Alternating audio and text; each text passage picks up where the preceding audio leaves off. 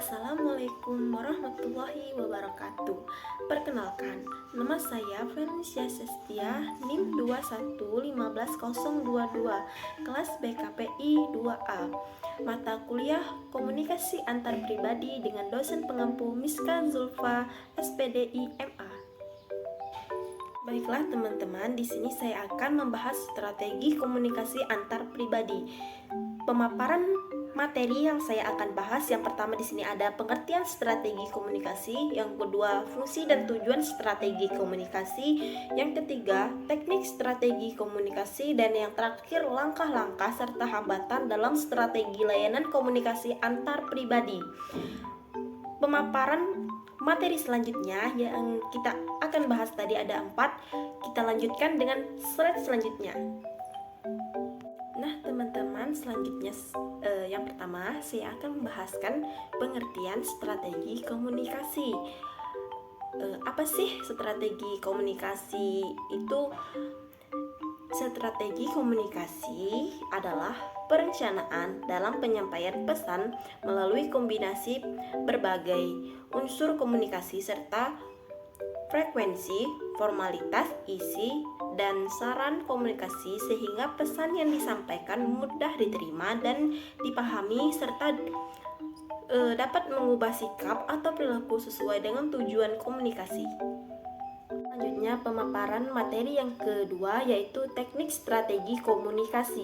Menurut Arifin 1994 terdapat beberapa teknik yang dapat digunakan dalam strategi komunikasi, yaitu yang pertama redundation repetition. Teknik redundation atau repetition adalah cara mempengaruhi khalayak dengan jalan mengulang pesan kepada khalayak. Yang kedua, canalism. Teknik canalism adalah memahami dan melihat pengaruh kelompok terhadap individu atau khalayak. Yang ketiga, informatif. Teknik informatif adalah suatu bentuk isi yang bertujuan untuk mempengaruhi khalayak dengan jalan memberikan penerangan. Selanjutnya yang keempat yaitu persuasif. Teknik persuasif adalah mempengaruhi dengan jalan membujuk. Yang kelima, edukatif.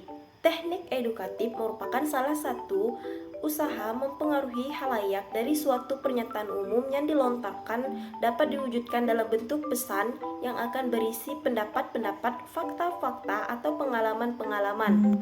Yang keenam, koersif. Teknik koersif adalah mempengaruhi khalayak dengan jalan memaksa. Selanjutnya pembahasan materi yang ketiga, fungsi dan tujuan strategi komunikasi antar pribadi.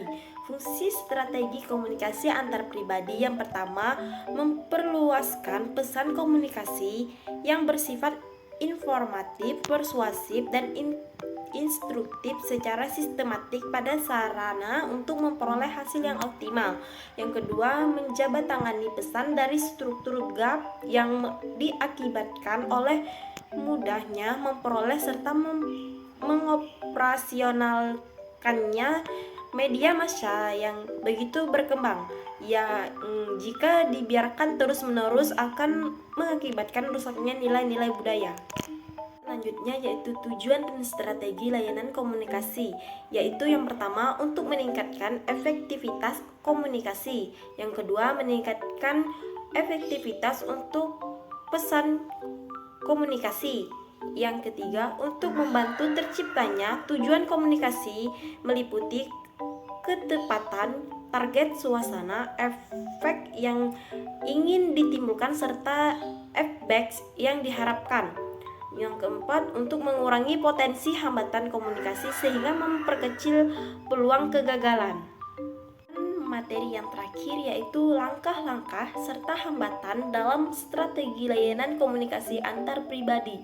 Langkah-langkah strategi layanan komunikasi antar pribadi yang pertama mengenal khalayak, yang kedua menentukan tujuan, yang ketiga menyusun pesan, dan yang terakhir menetapkan metode dalam memiliki media yang digunakan. Hambatan dalam proses penyampaian komunikasi antar pribadi. Yang pertama, hambatan dalam proses penyampaian atau proses Birber. Hambatan ini bisa datang dari pihak komunikator atau standar Birber yang mendapat kesulitan dalam penyampaian pesan. Pesannya tidak menguasai materi dan belum memiliki kemampuan seperti komunikator yang handal. Yang kedua, hambatan secara fisik atau fisikal Birber.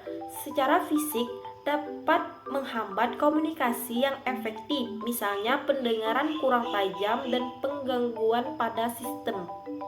Selanjutnya yang keempat, hambatan semantik atau semantik Birber.